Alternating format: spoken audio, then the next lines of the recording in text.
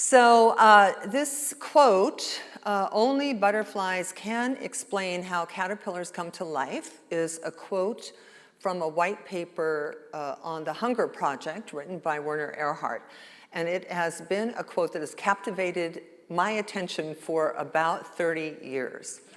And hopefully it will yours as well. Only caterpillars can explain how butterflies come to fly.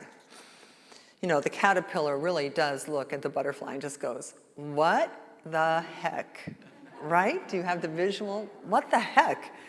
Because, you know, in the reading, and this reading was by Dr. Michael Bernard Beckwith from Spiritual Liberation. He's talking about change is not transformation. Change is an improved caterpillar, right? Or an improved lunch. That visual of a butterfly is transformation. It's an entirely different order of being than the caterpillar was. And you can imagine, so God comes to Mr. Caterpillar and says, come with me and I will show you how to have an entirely new, fantastic life.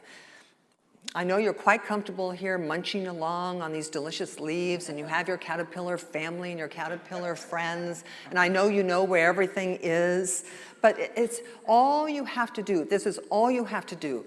I want you to build like a little house for yourself. We call it a cocoon. You're going to build a cocoon.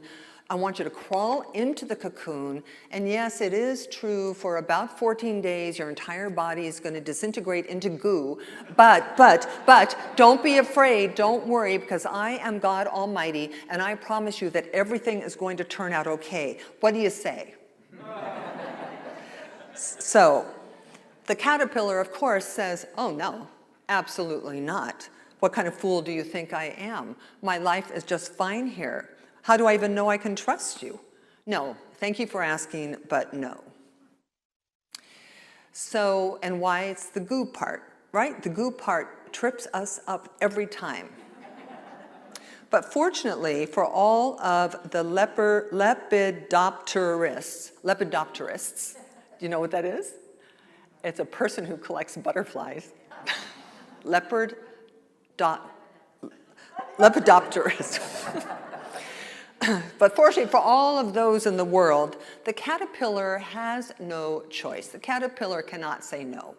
It's built into their DNA, it's an impulsion, a compulsion, it's part of their path. So ultimately, the caterpillar will create itself a cocoon, it will crawl in, and as you all know, about 14 days later, this beautiful, beautiful new order of being emerges that can now fly. So one day, God comes to you and says, come with me and I'll show you how you can have an amazingly fantastic life, right? You know, she says, I have an amazing life plan for you. I know you are quite comfortable where you are, you know, with your family and in your house, and you know where all your stuff is, and you love your job, and I know all of that. But if you will do as I suggest, then you will have a life beyond your most fantastic dreams. You will have love, you'll have health, you'll have happiness, you'll have joy, you'll have a peace that passes all human understanding. All you have to do is quit smoking. Or all you have to do is lose that 30 pounds. All you have to do is forgive your mother and father, right? All you have to do is whatever it is. And it does come like an invitation like that. You and I, we have those urgings from the inside. We have those moments when we know that job we're in is not giving us our best experience of aliveness and creativity and joy. We know that the relationship we're in is not the perfect relationship because we don't feel good about ourselves, because we don't feel strong and happy and in love. We know that. But still, what do we say? We say no. We say, no, anything but that. I don't want to do that. Tell me something else I can do. You know, we say things like, I'm sorry, God, I really get that you want the best for me, though I don't know really about this God thing anyway. Like, how do I know you're who you say you are? And my life may not be perfect, but it's not bad. And who says being happy is so great anyway? Plus, I have a low tolerance for pain. So I'm not doing that. So unlike the caterpillar, you and I, we have the option to say no to our own transformation. We have the option to say no thank you to our own upliftment, our own spiritual awakening. I mean, imagine, here's what it's akin to. It's just ultimately very bad news. It's very bad news because imagine what would happen if the baby eagle, am I the only one that watches the Southwest Florida Eagles? Anybody else watch them incessantly, like twice a day? So what happens to an egg if the chick inside the egg, as comfortable as it is, decides it doesn't want to get out, right? There is an impulsion in the chick to begin to break out of its confinement because the egg becomes too small for it. It outgrows its egg. I love this quote by Dr. Chris Michaels. He's a unity minister at the Fort Lauderdale Church. And he says, our spirits are ultimate adventurers. Status quo, boredom, fear, and playing small, these are not qualities of the spirit. The spirit is huge, flamboyant, and excited. When we stop the spirit from living fully, the spirit will decay the body in small and big ways so that it can be free. So the downside, so the cost of not answering the call, Mary Morrissey asked the question in her Prosperity Plus class, are you on the green growing edge of your own evolution? And you all know what I'm talking about, that moment when you've just been there, done that. You say, been there, done that. No, I've been in this job for 26 years. I've exhausted this, I've exhausted this, what's next for me? And then sometimes you say, well, I can't really make any changes because that would mean that somebody else has to change, that I don't have enough money, it's just too scary. If I do that, something will happen. And the cost of not doing it is apathy, boredom, depression, lethargy. Do you all know what I'm talking about? Can you feel me? Right? Because we come up against it not just once in our lives, many times. I kind of call it divine discontent. Like when you feel divine discontent coming in, I guarantee you that's spirit saying, come on, what's next? What's next? What's your next green growing edge? So we don't like the goo. Human beings, we don't like the goo. We don't want to put ourselves into situations where we're uncomfortable, where we don't know what we're doing, where we're on skinny branches. I call it the goo. And sometimes we avoid the goo, sometimes the goo avoids us, and sometimes it doesn't. But if you can make it through, the payoff is you get to fly. Now, the thing, you have to have a conversation with a butterfly, right? So the caterpillar doesn't have to do this because it's a nature, we're unique in God's universe in that we have consciousness, we have capacity to think, we have the capacity to choose. Stones don't, lions don't, and caterpillars don't. They do whatever is inherent in them. They do as mandated by their spiritual DNA. But if you and we could just have a conversation with the caterpillar, because the caterpillar will tell you, oh my God, this life is fantastic. I have this huge, big perspective now of the entire earth. I can go anywhere I want to go. I can land on the most beautiful flowers. I have met so many interesting other butterflies, right? I just have traveled to so many wonderful places. And the caterpillar would say, oh, don't be such a sissy. Go get into that cocoon. It's 14 measly little days, and then your whole life will open into yet another bigger, broader expansion. So, but the thing is, this cartoon says the thing is you have to really want to change. You have to really, really want to change. So let's talk about the goo. The goo. How many of you are in the goo right this minute? Right this minute, you're in the goo. Come on, come on. I know at least 10% of this room, you're in some kind of something, right? So without going any further, it's okay, right? Because guess what? There's a butterfly on the way. So Henry David Thoreau said, most people lead lives of quiet desperation and go to the grave with their song still in them. I think I was about 55 or 60 when I took a stand for myself. I created a context for my own life that said, I will not go to the grave with my song not sung. I will not. And it has ordered my life, right? It orders your life when you make those kinds of declarations. So there's this beautiful book, The Untethered Soul, right? So what happens when you untether yourself from the way you think it should be, the way it's always been, the way other people want it to be, do other people have really great ideas for your life, right? That aren't really your great ideas, that keep you tethered. So the movement from caterpillar to butterfly is not a change. It is a transformation. Do you remember, I'm not much of a Bible scholar, but I love the imagery of when Jesus arose from the tomb. And there was this conversation where he walked amongst all of his people. He walked amongst his parents and around Mary, and nobody could recognize him. He was there, but they couldn't see him. And why is because he was a new order of being. He had changed, he had transformed, he had become the more. So, as it is with you.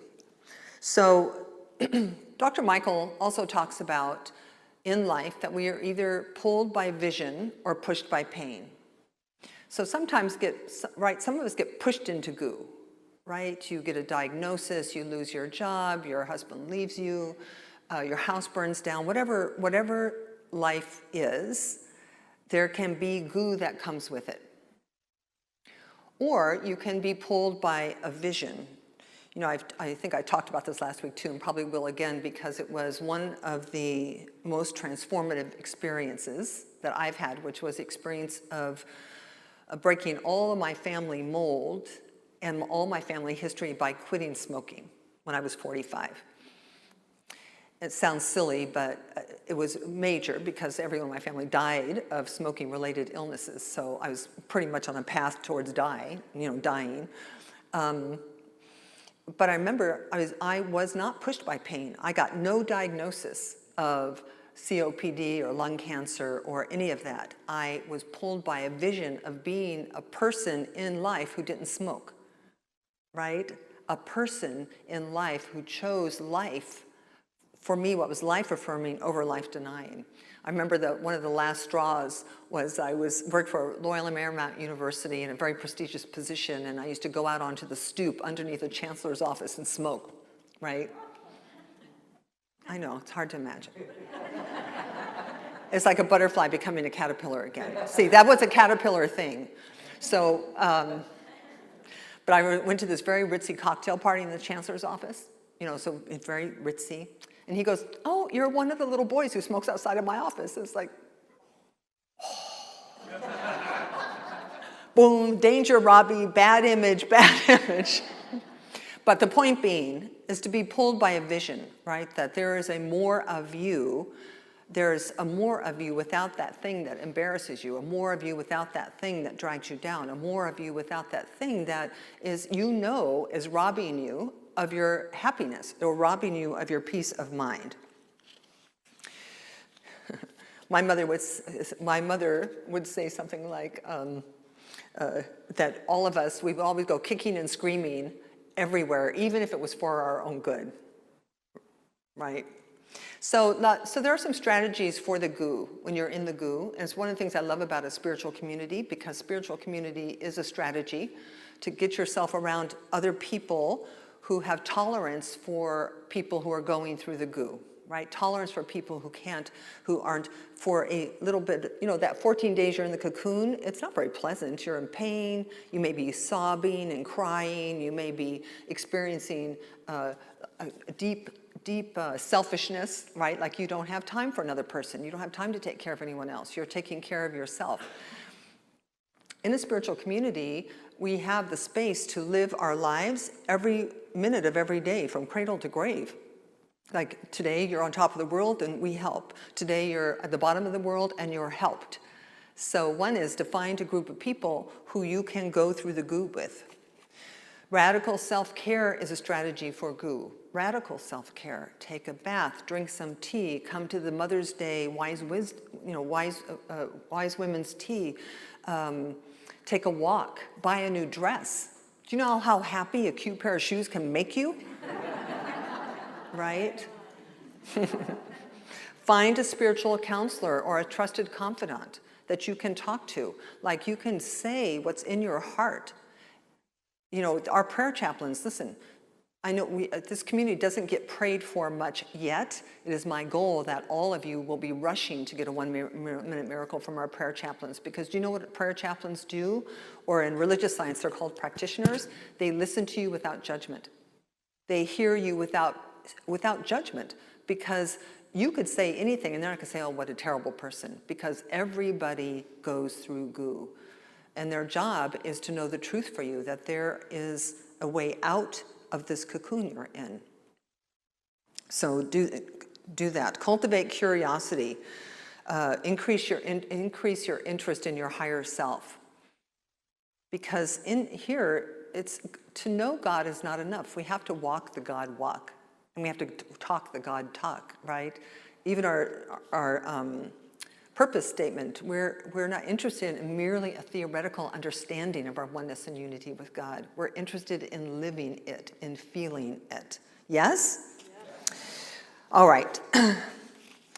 So, like the caterpillar, you have a mandate. It will come to you in the quiet hours of the morning. Or you'll be driving and see something and you'll get this hit, like a God bumps, right? You'll get, oh, I know what I need to do. So there may come a moment when all it will really take is 20 seconds of insane courage to change. 20 seconds of saying, I'm going to find a new job, right? I've had enough of this, or enough of that, or I'm not going to put myself on hold anymore. Tick tock, right? So, from Winnie the Pooh says, to become a butterfly, you must want to fly so much that you are willing to give up being a caterpillar. Yep. Yep. To become a butterfly, you must want to fly so much that you are willing to give up being a caterpillar.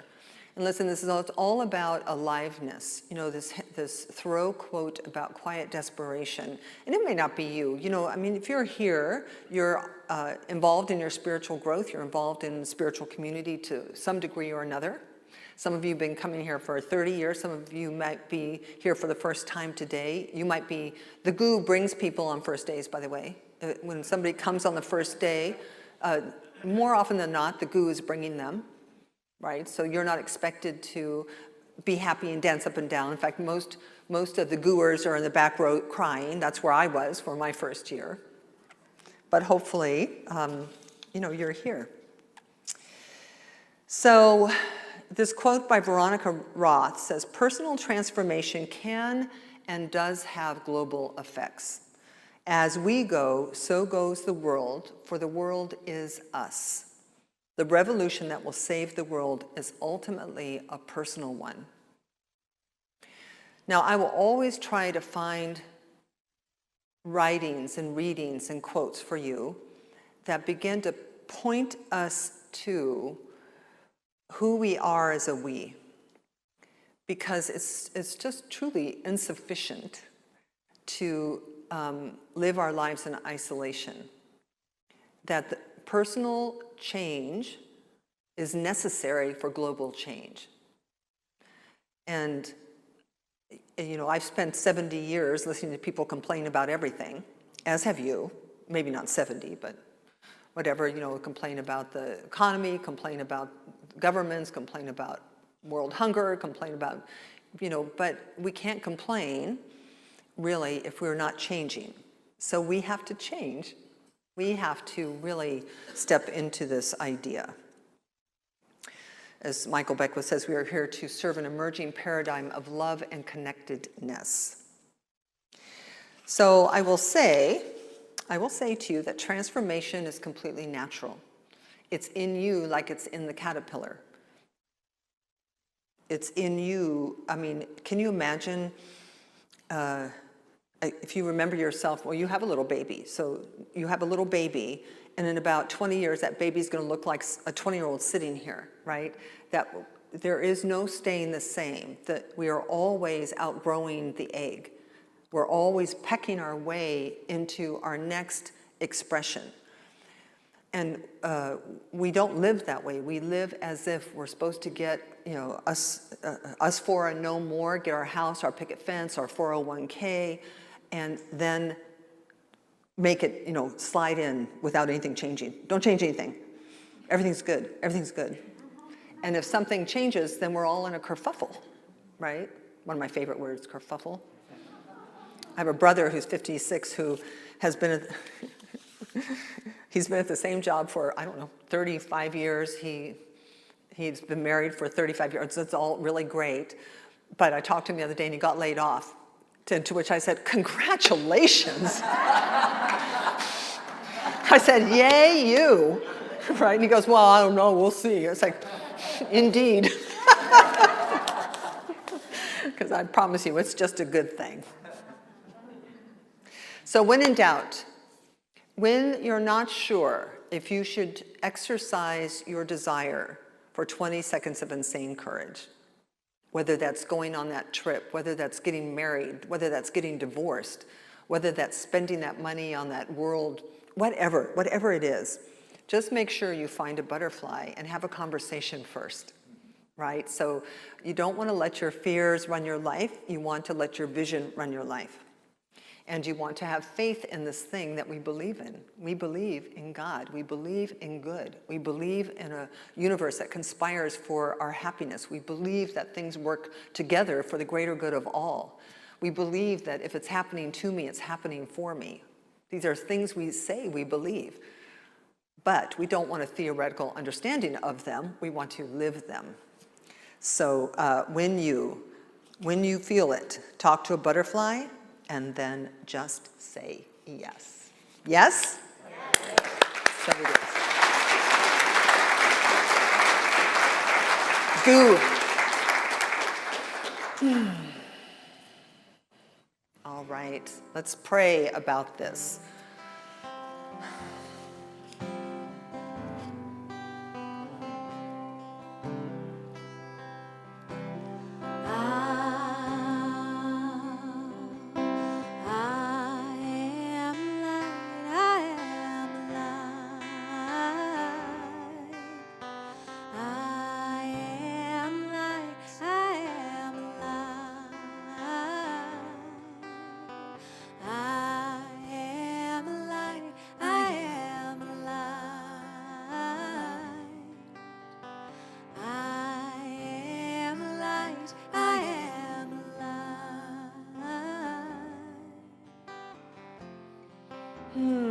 So let us just take a moment together to close our outer eyes. Let the world of forms, the world of effects, the world of conditions, circumstances, people, places, and things simply be where they are, knowing that they are even in this moment under God's care. As you and I, with those eyes closed, we open our inner eyes, we gaze into this magnificent space within us that is whole and perfect and complete. Nothing missing, nothing broken, nothing wrong. That we are spiritual beings now, then, and always. that we are one with the intelligence and love that governs this universe, never separate, never disconnected. We may not be all that God is, but all that we are is God. There's no spot where God is not. Right here, right now, within me, within you, within everyone, within the sound of my voice. And so it is in that truth and that deep understanding that I speak my word for and about each person, knowing that within you is everything you need to continue to evolve into the butterfly that you are. Everything you need to fly, everything you need to socialize, everything you need to experience, everything you need to express. And so I hold for each one that there is a capacity and a willingness to take a deep breath and say, yes, I am going for it. God and I are going for it. And that in that commitment, in that declaration, the holy help comes. The mountain you are climbing is leveled. The valley you are sunk in is raised. And we walk straight and narrow into our greater good. I know this is a divine plan for us, just as it's a divine plan for everything in nature. Everything expands, everything evolves. And so how grateful, how truly grateful we are. I am divinity defined. I am the God on the inside. I am a stone, a piece of it all. I am light. I am light. I am light. I am light. I am light. I am light. Sing it with us. I am light. I am light. Oh, I am light. I am light. So we just simply release my word into this universe that always and only says yes, knowing that the word is manifesting, molecules are rearranging within me, within you, within our world. Extraordinary movement and magic is taking place. I can feel it. And so we simply leave this time of prayer expecting and accepting our miracle.